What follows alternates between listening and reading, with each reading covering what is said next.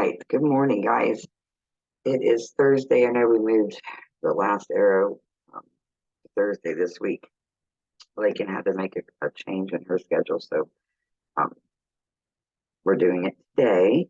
So we're doing the last arrow, and it's chapter 8, which is Find Your Tribe, which is one of my favorite chapters in this book. Um, More so to the sermon that he preaches on this chapter, he explains it so much more in depth in the sermon. So we're going to listen to that. But I don't know if anybody else has any key things that they highlighted in it. I did, of course. So let me find where they were. Um, so he talks about finding your tribe and your people, and I just posted about it this morning too. You are who you are basically relates to the 5 people that you spend the most time with in your life. Um, so you got to think about, who are you surrounding yourself with? If you're surrounding yourself with people that are pulling you down or negative or whatever, then that's how you're going to live. It's just going to be automatic. So he talks about finding a tribe and surrounding yourself with um, people that are that just want more, that just have passion and all. And that's the kind of people that I want to surround myself with. And when I think back on my life before, I think about how struggling and terrible it was at so many points. And I think back on who I was surrounding myself with back then, and it makes sense because I was surrounding myself with those kind of people. So, of course, I was going to be like that. So, one of the things that he said, it's odd how we prioritize the things that matter to us. We choose a career, a job, we choose a city or a place to live. We make so many things important to us, but in all the things we factor in as we craft our futures, we make the people in our lives a commodity, at best secondary importance. We would take a job and give up our people rather than choose a tribe and give up the job. We don't say it like this, but many of us have been mentored by a culture that makes money more important than relationships. Um, you can always meet new people, you can always make new friends, you can always find a new church. In our way of thinking, these are expendable, replaceable aspects of our lives, and that's sad. And it's true. It's so true. Like um, my husband and I go back and forth on this all the time. It's not about the money; it's about um, the life that we're getting to live. Um, Not because of money, but where we choose to live. Um, like me choosing to work from home and be close to my grandbabies. Fortunately enough, the business allows me to make more than I did as a nurse. Just insert um, income statement disclosure, um, but that's what I chose because I wanted to live my life in a way that I was enjoying it and be around the people that was most important to me rather than the way I spent most of my life of choosing a job over my family. Um, it just wasn't the best choice. But anyway, he said the truth is there are relationships that will keep you from the life God created you to live. There are people whom you need to extricate from your life because they pull you back to the person you were rather than forward to the person you must become. There's a lot of people that will hold you back in your past. So yet this must never be blind to us to the deeper truth. We are not created to do life alone. And if we want people to be for us, then there need to be people whom we are for. And I thought that was interesting, and a very good point. But he talks about, he says, I assure you, this is true in every arena of your life. You will go faster and farther when you find your tribe. When you find people committed to a common mission, a common purpose, you find those individuals who are like-hearted and like-minded and carry the same fire you carry and whose passion burns as brightly as yours. People don't know, don't slow you down. The wrong people slow you down. When you choose the right people, when you find your people, your life begins to come together in a way that it never could when you walked alone. And that's so true. And he talks about, he said, if we are not careful, we will spend our entire lives trying to find ourselves and never realize that we never fully became ourselves until we found our people. Um, he talks about, and Janie's not on here this morning because she had an appointment, but she liked this part. He said, perhaps no one has popularized the idea of finding your person more than Shonda Rhimes has through the character on Grey's Anatomy. And I always think that whenever I hear you're my person, I always think Grey's Anatomy. He said, we all long for that one person who gets us, that person who we know is always for us, that person who we are always for. And he says, it's fascinating to me that the concept that popularized Grey's Anatomy is actually profoundly expressed in the ancient Book of Kings. And he talks about David and Jonathan. They had the kind of relationship that often is translated only to contemporary culture. He says Jonathan was the son of King Saul. And in other scenarios, Jonathan would have been understood to be the rightful heir to the crown, but God had chosen David, and we all know this story. And Jonathan was all about helping David. So I'm not going to go through that whole story, but the same thing is also in the story of Ruth. When Naomi sent the 3 daughters away, and Ruth said, no, I'm staying with you. And Ruth made a decision. Ruth was a Moabite. She had people she could return to and look to for help, but she refused to leave Naomi. She understood there was something more powerful than blood, a connection more important than where a person came from. She spoke those words that will be echoed for the rest of human history. Where you go, I will go. And where you stay, I will stay. Where your people will be my people and your God, my God. And think about it too with Elijah and Elisha. It's the same thing. The same thing. The Bible goes on and on about that. When you surround yourself with great people, it elevates who you are. If you want to have great character, surround yourself with people of great character. If you want to take great risks, surround yourself with a tribe of risk takers.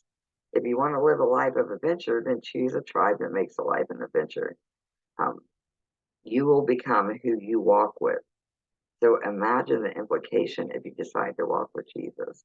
When he calls you, he never calls you to only yourself. He always calls you to a people. He always calls us to each other.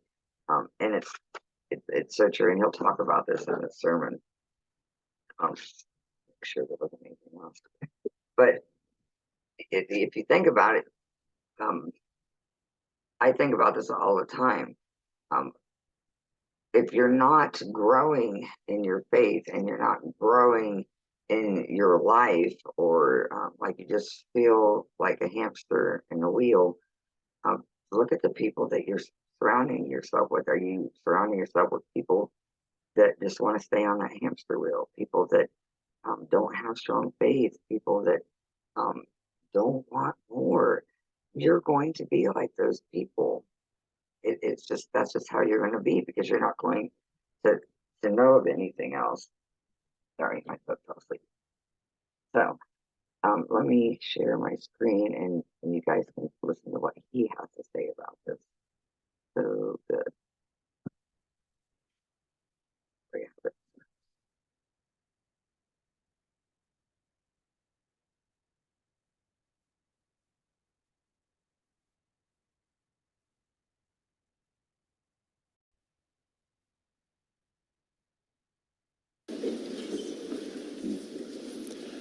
So even as we start up today, I want to take a moment. I just want to thank everyone in South Pasadena. You know, one of the great things about our community is that we're expanding into different locations, and we're opening up spaces where people can find friendships, community, faith. They can connect to who Jesus is. I am so excited about the Rialto Theater and what's happening over there in South Pass. The theater was in La La Land. The Rocky Horror Picture Show is now Mosaic. And so we just want to, can we just welcome everyone who's in South Pasadena together? I'm telling you, very, very soon, we're going to have a campus in Venice, Santa Monica, that area over there. We're still looking for a place on Sundays. So we're there on Wednesdays right now. But if you just happen to be here and you own a large building in Venice Beach, just come, just email me at irwin.ican'tbelieveyouexist.com. No, Irwin at Mosaic, because we're going to find a place and we're going to create community, and it's just going to be a beautiful, beautiful experience together.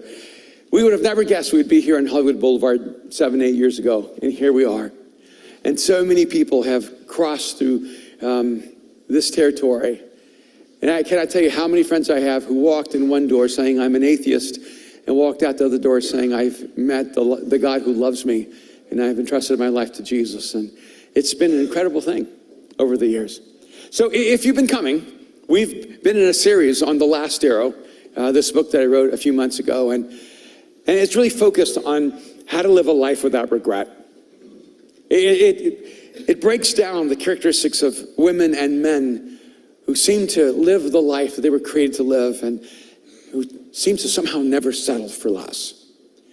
And as we've kind of extricated the different attributes of individuals, and then we move to chapter 9, it almost feels like we're making a turn here.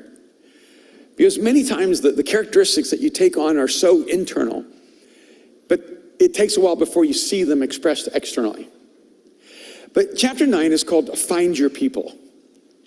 And one of the things that sometimes I think we forget is that one of the best ways to identify where you're going is who you're going with. We act as if the future is magical or mysterious, and sometimes we're almost fatalistic, like the future is just the result of fate. I find that so oftentimes really intelligent, thoughtful people of deep and sincere faith have still a superstitious relationship to the future. And while you may not know everything about your future, and certainly no one can predict the future well, I can tell you that there are two ways of knowing where you're going, what your future is going to look like. Because nothing will impact your future more than these two things: the choices you make and the people you choose. And if you'll just take this with you, it will change everything about your life. Because I find so oftentimes we're almost confused about how we got where we are. Have you ever been there? How did I get here? See, I find a lot of us are kind of confused about how we got where we are. We don't know how our life became the life we have. And we seem almost at times incapable of just stripping away all the facade and looking at what's real. So I can tell you that where you are right now is the sum total of the choices you made yesterday. And that the choices that you make right now will be the material from which your future comes.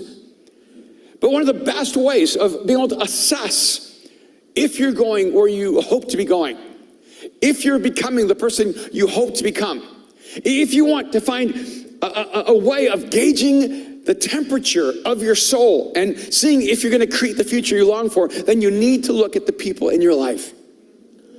Because I can look at the people around you and know more about you than by looking at you. And that's why it's so important to find your tribe. Because you have a tribe, whether you realize it or not. It's just sometimes it's hard to identify your tribe if you're all sinking together. You think you're just a crowd of people who've fallen off of a large ship and you're drowning, but you're not. See, you're in a boat with someone and you're all rowing in a certain direction. And if you're in a boat rowing in a certain direction, you need to make sure the people you're in the boat with are going in the direction you hope to go. But a lot of times we get ourselves in a situation where the people in our life do not describe the future we long for our lives.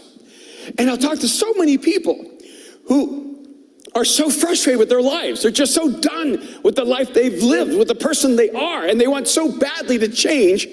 And then when you begin to whittle away at the very causes that have led them to who they are right now and the life they have right now and the choices they must make to live a different life, to be a different person, to live a different future, it always comes down to the people in their life.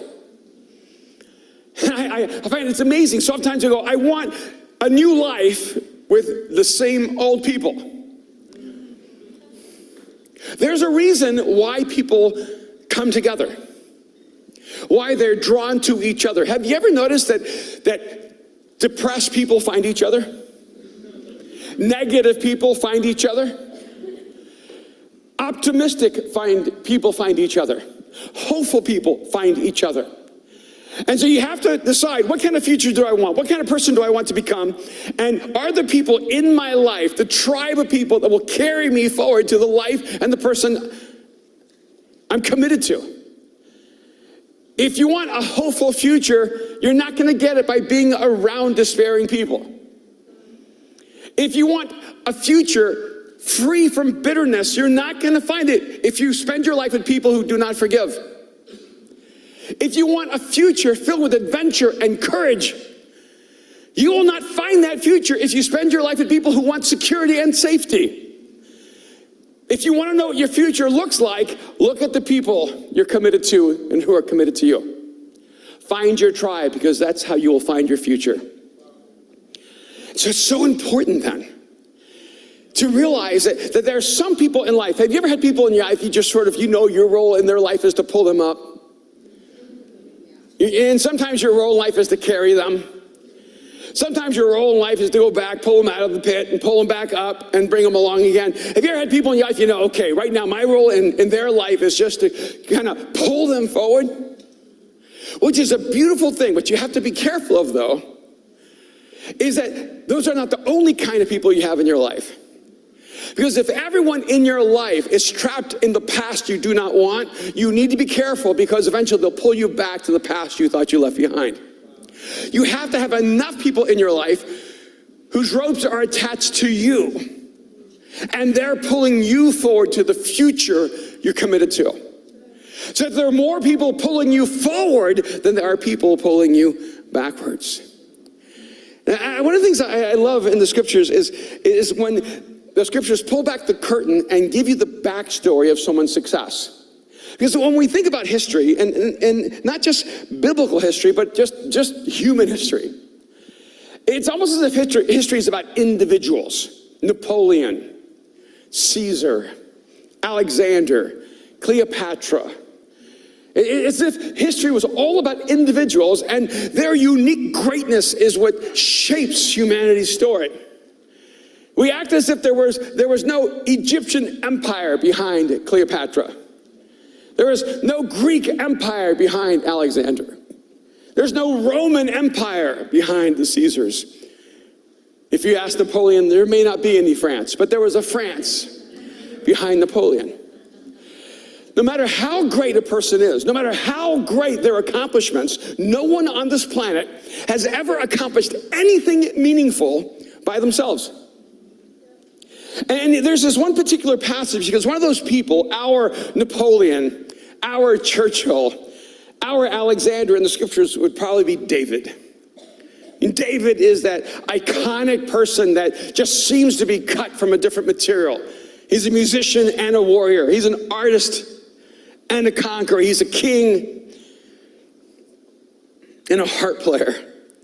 And in 1 Chronicles chapter 12, verses 22 and 23, it says this. And this is in the transition. This is in that transition when David knew that he was going to become king of Israel. God had already spoken to him. God had already called him out. God had already anointed him to be king, but he was not king. So I think a lot of times we want God just to give us our future. He might even give you a picture of your future. He might allow you to see a glimpse of your future, but your future does not come in an instant. Even when you know you're called, even when you know you're created for a particular destiny, there's still a process that has to take place. There's still a challenge in becoming who God called you to be. In 1 Chronicles chapter 12, it says, day after day, men came to help David until he had a great army like the army of God. These are the numbers of the men armed for battle who came to David at Hebron to turn Saul's kingdom over to him as the Lord had said. So here you have this transitional period. You have this kingdom led by King Saul. And King Saul no longer lived his life to honor God, to fulfill God's purpose and intention in the world. And so God chose David, who was a man after God's own heart. Now, if you wanted to play it safe, you would keep your life committed to King Saul. But if you want to be a part of God's future, you would commit your life to David. I think this is the tension that so many of us have in life. We have to decide whether our tribe is Saul or David.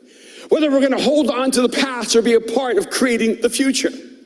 Whether we're going to lean into the people who are moving forward with God's calling and intention in life, or we're going to stay back with those who are resisting what God is trying to do in the world. And it's so important when we find our tribe, when we choose our people, when we find our people, that we find people who are committed to moving forward in the calling that God has on their life, because those people are the ones who are going to pull you forward to the calling you have on your life. See, it begins, though, with this word that is not really culturally that popular anymore. You find your tribe when you commit. When you commit. Say that with me, commit. I know, it's going to be hard tonight at 8 p.m. when everyone's single. Commit. Because we live in a culture terrified of commitment. We don't even know how to commit to each other anymore. The commitment to marriage is just one symptom of a larger crisis that we're terrified of committing to someone. We're terrified of committing to a people, terrified of committing to each other. We're more committed to a cause than we are to a community. Because the cause doesn't let us down, but people will. And that's where we become so cause-driven. We go from cause to cause to cause because we, in our mind, tell ourselves a cause is not a community, it's not a people, it's not a person. But what you find is that those people who live the life God created them, those people who maximize their capacity, those people who never settle, they find their tribe, they find their people, and they commit to them. And I love the backdrop of this is this day after day, men came to help David. I don't know why we don't make a bigger deal of that. Do you know how hard it is to commit to another human being? Imagine these men who were powerful in their own right, who had talent and gifting and intelligence and courage. They could have claimed their own territories, their own kingdoms, their own futures.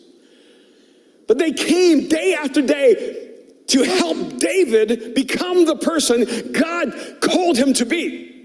To help David to fulfill the purpose God had called him to accomplish. Because without these individuals coming day after day after day, David could have never accomplished what God had called him to do. And I want you to know this, no matter how talented you are, no matter how gifted you are, no matter how awesome you are, you will never accomplish anything great alone. And if you think you did it alone, you are so self-deluded.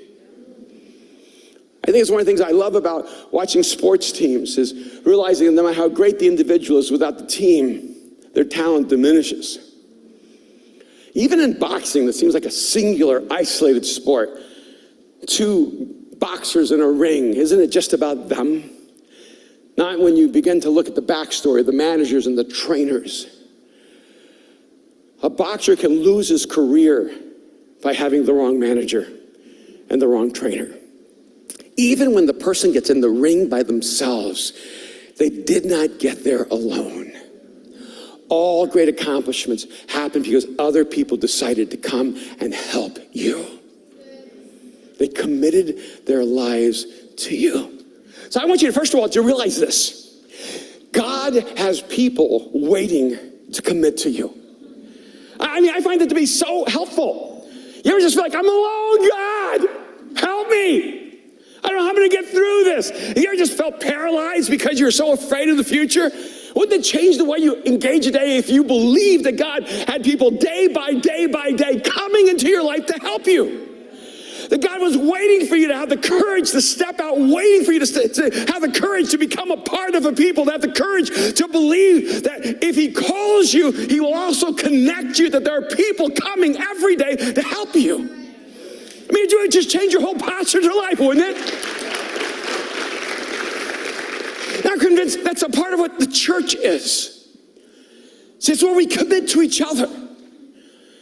It's where we bind our lives and our hearts together, and people are committed to helping one another to accomplish not just their own dreams, but each other's dreams. I know that my life is an endless novel of people who decided to come and help me. Everything I've ever accomplished, that people have ever given me credibility for, has happened because other people came to help me day by day by day. And they kept coming until he had an army like the army of God. Not the army of God, like the army of God. There is an army that God is putting together to help you become the person you're supposed to be, to live the life you're created to live, to fulfill the destiny that God created you to fulfill. And you need to live your life going, I know they're out there. Wouldn't it change your mind when you apply for the job? Even if you got no, because God has someone out there that's going to give you the yes. Even when you're like, I feel like I'm alone. No, you're not. You may be alone right now because you haven't moved forward, but God is bringing that person day by day by day to help you, who's already committed their lives to you, and you don't even know it. Because they committed to God, they committed to you. But when I flip it the other way too, has it ever occurred to you that you're supposed to be committed to other people? That your life isn't supposed to be just about the fulfillment of your dreams and your aspirations and your purpose and your intention, that a part of your life is to help someone else fulfill their dreams and their calling and their destiny. That God may be actually moving you right now, day by day, so you can help someone else. That you're supposed to keep your eyes open and your heart open because you're not in this alone and you're not in this simply for yourself. You're in this because God is trying to help us all move forward to be the person He created us to be. That's why it's so important to find your tribe. I hear this all the time, people saying, well, I just can't find community. In fact, I hear this even in the healthiest of churches. I just couldn't find community there. And you know what I've come to realize after a while? People who can't find community here, it's not because there's no community here, it's because they don't know how to find community. See, if you're hearing like, I just can't make any friends, that's not because of us. You can't make friends anywhere. Let's just be really honest. Everything's leveraged toward your success here. Because people have given their lives to Jesus, they've just decided to be your friend, even if you're not friendly. Can we just speak truth? Like, I don't love you, but I don't like you, but I love you. That means I don't like you. So you know what the church does? It actually brings people together who would never be together. It makes us care about people we would never care about. It causes us to invest in others that we would just ignore. If it wasn't for Jesus, we wouldn't even probably see each other. We wouldn't care about each other. But now because of what God has done in our life, we are actually committed to one another. And a part of what creates a tribe is when you commit to each other. Which means you know you're not perfect. And you know you're never going to meet a perfect person. That's why people say, well, we should never tell people, come to Mosaic, you're going to make a lot of friends. See, I don't know if our responsibility is to help you have friends. I think our responsibility is to help you learn how to be a friend. Because if you learn how to be a friend, you can take that everywhere you go.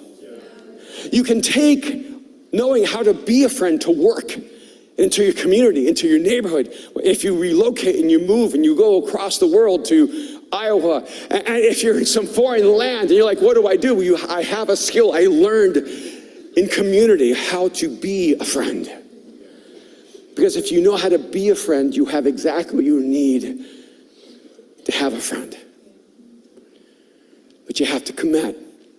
And that's the tricky thing about commitment. We always wait for someone else to commit to us before we commit to them.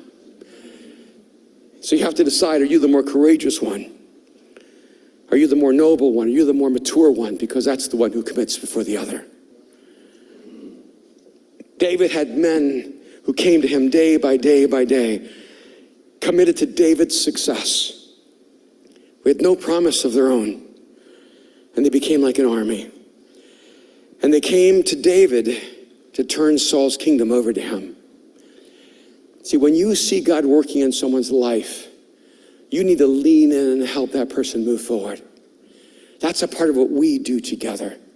You can be that straw on the camel's back that's always used as a negative metaphor, and you can turn it into a positive one. You can be that last person who believes in that person, who invests in that person, who supports that person, who encourages that person, who moves them into the future that always eluded them and they've always longed for. But when I was reading this, I started thinking about Jesus and how he called his early disciples. And so in John chapter 1, I want you to watch the early formation of Jesus' tribe. Because if we have to find our people, that's exactly what Jesus came to do. He came to find his people. He came to find us. Oh, don't forget, say the word with me, commit. Now say that louder, commit. Second word is invite. Now say that again. Commit. Invite. You want to know how you find your tribe? You commit and you invite. Because there needs to be people you commit your life to. But there also need to be people that don't even know they're a part of your tribe, and you need to bring them into your tribe because they desperately need to belong somewhere. And I love how Jesus opened this whole thing up. John writes in verse 35, the next day John, not John the person writing the gospel, John the Baptist, the next day John was there again with two of his disciples. When he saw Jesus passing by, he said, "Look, the Lamb of God." When the two disciples heard him say this, they followed Jesus. I wonder how John felt about that. I think good. Turning around, Jesus saw them following and asked, "What do you want?" That must have been terrifying. They said, "Rabbi, teacher, where are you staying?" "Come," he replied, "and you will see." So they went and saw where he was staying, and they spent the day with him. It was about 4 PM. Andrew, Simon Peter's brother, was one of the two who heard what John had said and who had followed Jesus. The first thing Andrew did was to find his brother Simon and tell him, "We have found the Messiah, that is the Christ," and he brought him to Jesus. Jesus looked at him and said, "You are Simon, son of John. You will be called Cephas," which is translated Peter. Can you imagine being Andrew? And you're following John, you're trying to connect to God, you're trying to find your way to life. And then John points to Jesus, he says, "There he is." And so Andrew follows Jesus. And it's awkward, and Jesus is like, "What do you want with me?" He says, "I just want to know where you're going, because I want to be there." And Jesus says, "Well, come with me." And it says the very first thing, I love this, the translation says, the first thing Andrew did was find his brother Simon. See, when you find your tribe, the way you build a tribe is to not assume everyone who's supposed to be in your tribe is already in your tribe. Because if you're only looking for people who have it all together, you're not understanding how God wants to do this. So Andrew meets Jesus. He starts following Jesus. He goes after his brother Simon. And he says, "I found the one we're looking for." And so then Simon comes, and Jesus says to Simon, "You're no longer Simon. You're now Cephas. You're Peter. You're the rock." If I were Andrew, I would be a little bit irritated. I was here first. I followed you first. This is my brother. I brought him. What's my name? It's like Jesus, like, you have a new name. You're now Peter's brother. That's what it says. Andrew, Simon Peter's brother. Would you love spending your entire life? Oh, he was Simon. He's Peter. The Rock, Dwayne Johnson. I'm Simon Peter's brother. That's my new name. You know what I noticed? Is that one of the patterns in the scriptures is that when a person found life in Jesus, their instantaneous response was to bring someone else to that life. So when you find your tribe, you not only commit, but you invite. Because when you find your tribe, when you find your people, when you found life, when you found what you're searching for, when you've connected to the God who has given you hope and meaning and joy and peace and life itself, you don't keep it to yourself. And you don't envy what God does in someone else's life through you. Now I want you to see this pattern doesn't just happen once, it goes on. The next day, Jesus decided to leave for Galilee. Finding Philip, he said, "Follow me." Philip, like Andrew and Peter, was from the town of Bethsaida. Philip, following Jesus, found Nathanael and told him. Do you see how it's spreading? So Philip found Nathanael and told him, we have found the one Moses wrote about in the law and about whom the prophets also spoke, Jesus of Nazareth, the son of Joseph. Nazareth? Can anything good come from there? It's like Riverside.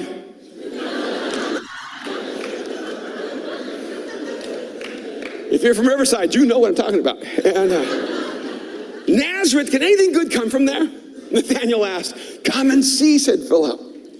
When Jesus saw Nathanael approaching, he said of him, here truly is an Israelite, in whom there is no deceit. How do you know me, Nathanael asked. Jesus answered, I saw you while you were still under the fig tree, before Philip called you. Before Philip called you. Then Nathanael declared, Rabbi, you are the Son of God. You are the King of Israel. Jesus said, you believe because I told you I saw you under the fig tree. You will see greater things than that.